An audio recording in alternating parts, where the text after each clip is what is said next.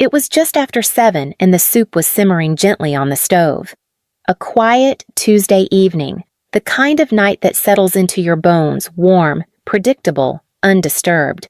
I stirred the pot watching the slow swirl of tomato and basil and reached for my phone to check the time. That's when the buzz came, one short vibration, a text from Aunt Miriam. She wasn't the kind to send memes or updates. Her texts, when they came, were usually blunt church reminders, birthdays, the occasional how's work with no follow-up. So when I saw her name, I assumed it was something simple. Maybe she'd found an old picture from one of our chaotic Thanksgivings. Maybe she was checking in early for Christmas plans. I wiped my hand on the towel and opened the message. There was a video. No caption. Just a shaky, vertical clip. For a second, all I could see was the corner of someone's couch, part of a coffee table, and what looked like my mother's shoulder in the background. I almost closed it. I thought maybe it was a pocket recording, a mistake. But then I heard the voices, clear as day. Claire should be grateful, my mother's voice said, sharp, casual, like she was commenting on the weather. She'd be nothing without us. I stopped stirring. My heart didn't race. It slowed, like something inside me paused to listen better. A total disappointment, my father added with a dry little chuckle. But hey, at least she pays the bills. There was laughter then, familiar, overlapping, careless. My hand tightened around the phone. If she ever stops sending money, Aunt Miriam's voice chimed in, the same aunt who'd just sent this clip will guilt her again. She's too soft to say no. The soup boiled over. I didn't notice. They weren't whispering. They weren't even trying to hide it. It wasn't a joke. They weren't acting. They were talking about me, Claire. Not some cousin, not a hypothetical, not some old story taken out of context. Me. The girl who had paid her parents' rent for 5 years, the one who covered Eli's tuition twice, the woman who quietly wired $400 just last month for a roof issue that magically aligned with Mom's birthday dinner. I couldn't move. Then, just as suddenly, it vanished. This message has been unsent. Aunt Miriam had realized what she'd done. She tried to take it back, but it was too late. I didn't move, didn't breathe. I just stood there, the spoon still in my hand, the pot long since boiled over tomato bubbling down the sides in slow, messy streaks. The kitchen filled with the scent of scorched herbs, but I didn't smell it. All I could hear were their voices. Claire should be grateful. She'd be nothing without us. A total disappointment. Too soft to say no. I wasn't crying. That's what surprised me. I wasn't even angry, just hollow. Like the words had carved out something that had already been fragile and left it echoing. I set the phone down on the counter gently, like it might shatter. The silence after was deafening. I sat at the table and stared at nothing. It had always been like this, hadn't it? Not loud. Not obvious, just constant, quiet little withdrawals from the account of my dignity, guilt wrapped in kindness, obligations disguised as family. The first time I sent money, Dad had just lost a contract. I was 25, still eating cereal for dinner 3 nights a week, but he needed help with rent. I sent it, without question. When Eli dropped out of college and blamed mental exhaustion, Mom called crying. He just needs a break, she said. He'll go back soon. He didn't. But I still made payments for the next 2 semesters. They needed help with car insurance, then with the roof, then the medical bills. Somehow it was always when I'd just gotten a bonus or my tax refund or a small raise at work. And I always said yes. Because they were my family, and that's what family did. Right. The words from the video ran on a loop in my head, louder than reason. She'd be nothing without us. We'll guilt her again. She's too soft. And the worst part, the part I hated admitting, was that they weren't wrong. Not about that. I had been too soft. I had never said no. Not once. I told myself it was because I was strong. Because I could take on more. That maybe if I held things together just a little longer, they'd see it. They'd appreciate it. But they didn't see me. They only saw what I gave. And now they thought I hadn't seen the video. They probably laughed it off already.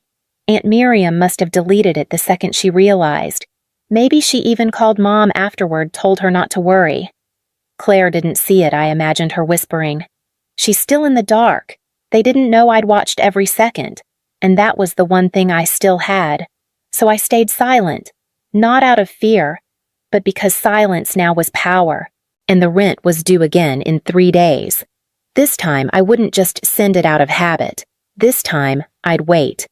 Thursday morning came with the kind of quiet I used to treasure. I woke to sunlight creeping past the blinds, filtered and soft. My apartment was still, and for once, so was my mind. Coffee brewed in the kitchen, familiar and grounding. I moved through the motions, pour, stir, sip, but underneath it all, something had shifted. I wasn't the same Claire I had been 3 nights ago. My phone buzzed just after 9 a.m. Mom. Morning, sweetheart. Just thinking of you. Hope your week's going okay.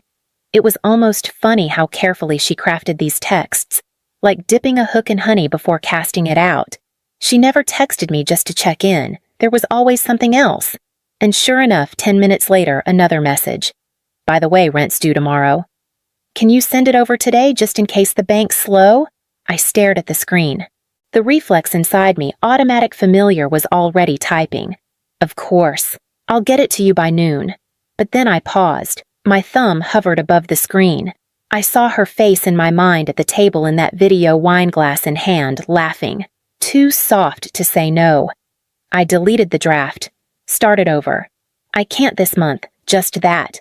4 words. No apology, no explanation, no smiley face to soften the blow. I hit send and set the phone down face down next to my coffee. A full minute passed. 2. Buzz. What do you mean you can't? There it was, immediate, sharp. No. Are you okay? No curiosity, just disbelief. Another buzz. Claire, this is serious. We're counting on you. You know we don't have another option right now. I didn't reply. I let her words sit there unanswered, like they'd sat on me for years. A few minutes later, another message. Aunt Miriam. Hey, honey, your mom is freaking out. Is everything okay? That almost made me laugh. I had been sending money to these people for years, and the one time I didn't jump at the request, their world tilted. Not once did they ask if I was okay. Not once did they wonder if I might need help. It had never been about me. It had only ever been about what I gave. I took a breath and typed again. Some unexpected expenses this month. Can't send anything. Sorry. That was it. I made no room for a follow-up, no hint of compromise. Then I turned off notifications and let the silence bloom, and what happened next told me everything I needed to know. The silence didn't last long. That evening, just as I was washing dishes, my phone lit up again. Mom, Claire, what unexpected expenses? What could be more important than your own family?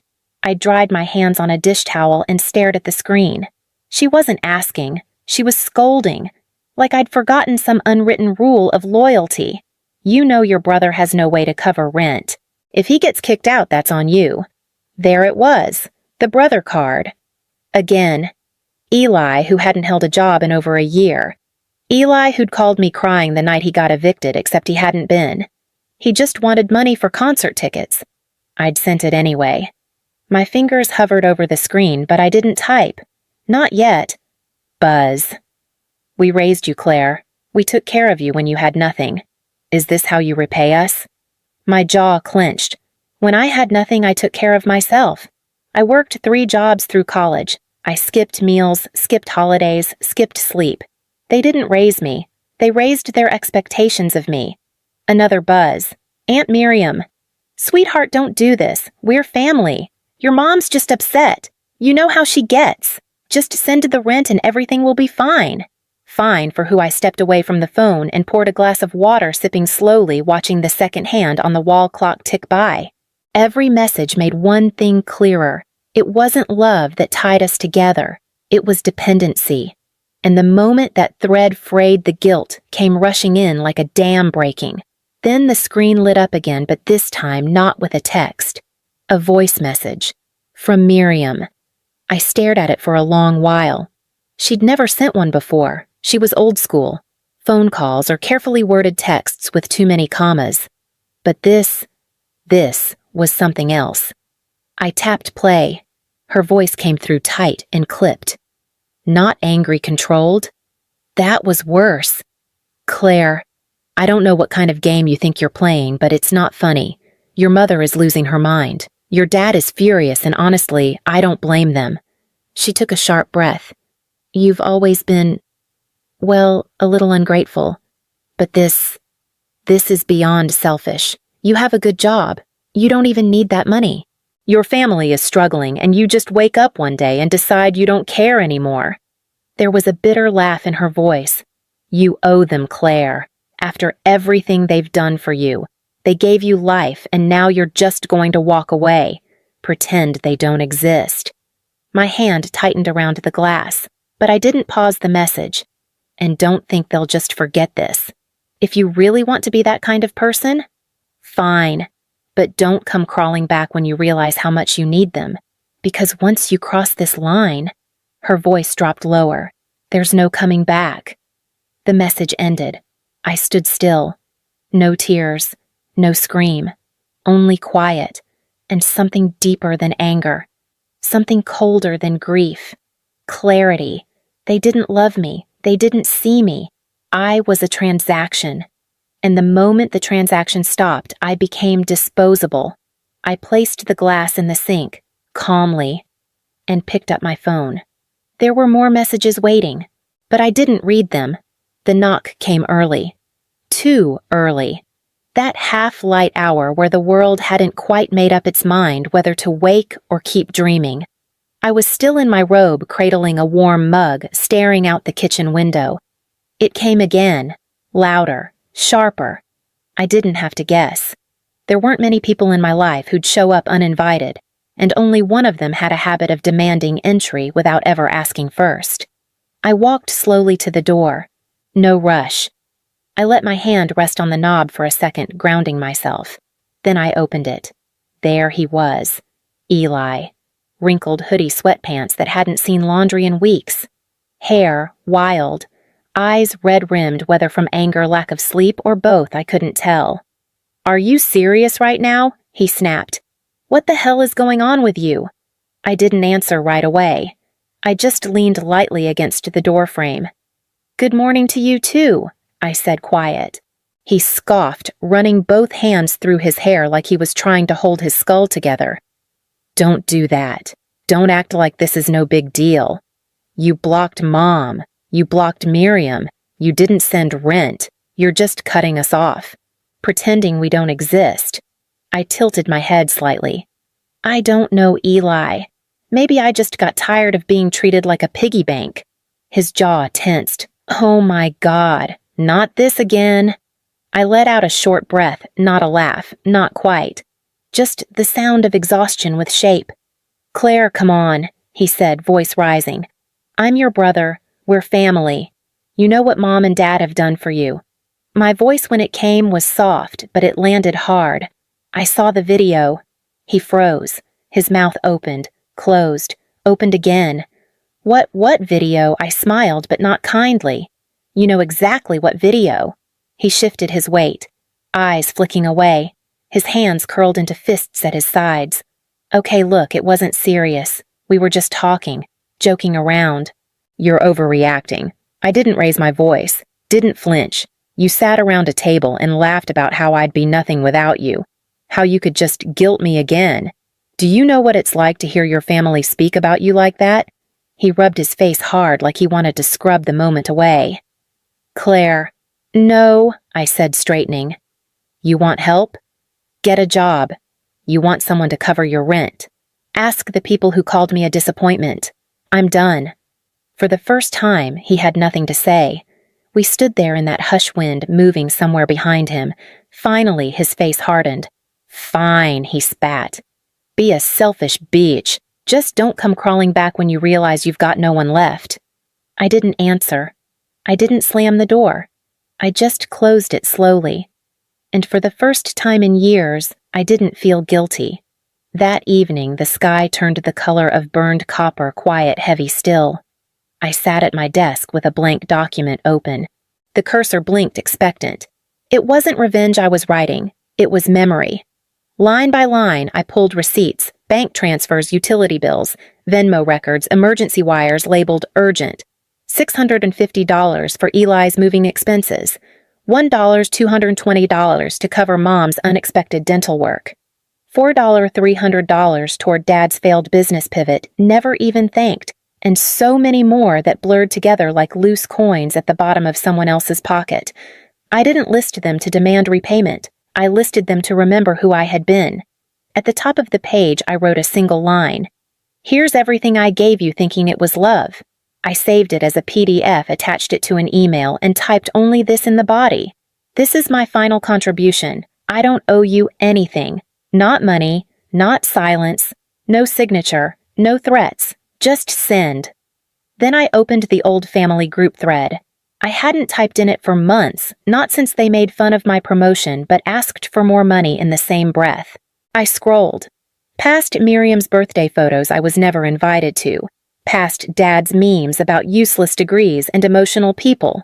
And then I wrote, "You all talk about what you've done for me, but never once asked what I gave up to carry you. You didn't need me. You just used me. This is the last message you'll ever get from me. Don't contact me again." I hit send, muted the thread, archived it.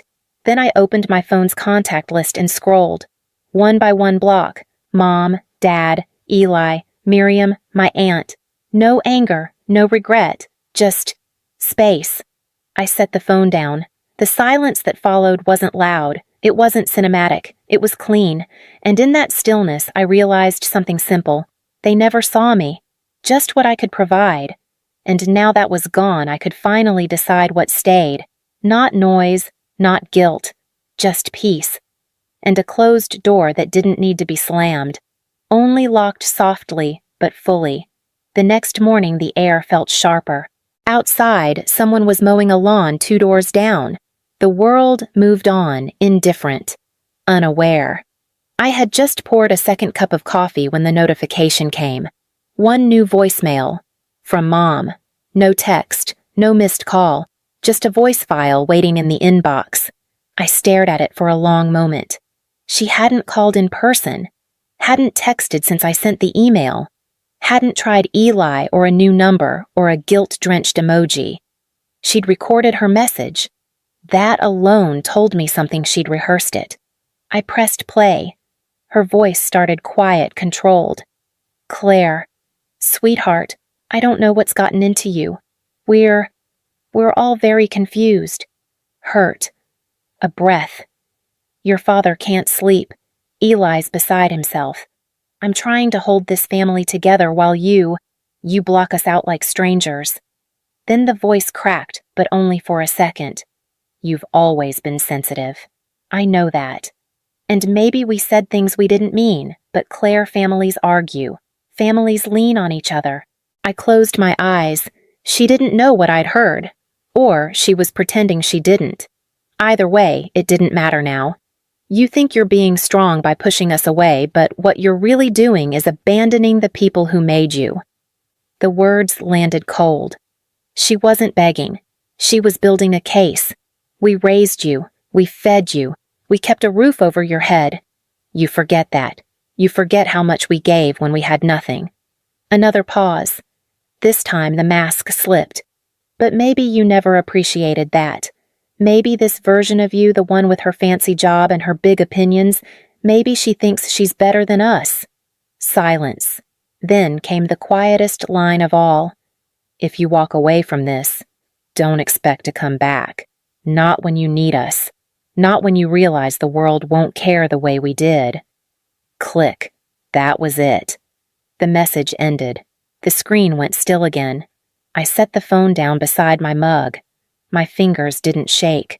My breath stayed steady. For the first time in my life, I didn't feel like I owed her a reply. Not even silence shaped like shame. I reached for a pen, grabbed the nearest receipt still lying on the counter from last night's file, turned it over, and wrote just one thing. No, not in anger, not in pain, just the truth. And then I tossed it in the trash and walked out the door into the morning. because the voice that mattered now wasn't hers. It was mine. I didn't get another message after that. No knocks, no voicemails. No, let's talk. The silence they left behind didn't scare me anymore. It felt earned. In the evenings, I'd walk past the shelves filled with books I hadn't had time to read, and now I did. I cooked for myself, just me, and the food tasted better somehow. The quiet was no longer absence. It was a presence, one I could trust. No more payments. No more apologies typed out at midnight trying to soften someone else's tantrum. No more explaining why I didn't want to fund their chaos. And most of all, no more wondering if I mattered to them. I knew the answer now. They didn't love me. They loved what I gave them. And the moment I stopped giving, they stopped pretending. So I stopped pretending too. Not with a scream, not with revenge, not with receipts posted online or burned bridges in public. Just a closed door, locked from my side, because I finally realized I never needed their permission to walk away. They raised a daughter who could survive. They just never thought she'd survive without them. But I did. And in the quiet of that victory, I smiled. Not for them. Not for anyone watching. Just for me. If you ever stopped replying just to hear yourself think again, leave a single symbol. That's all it takes.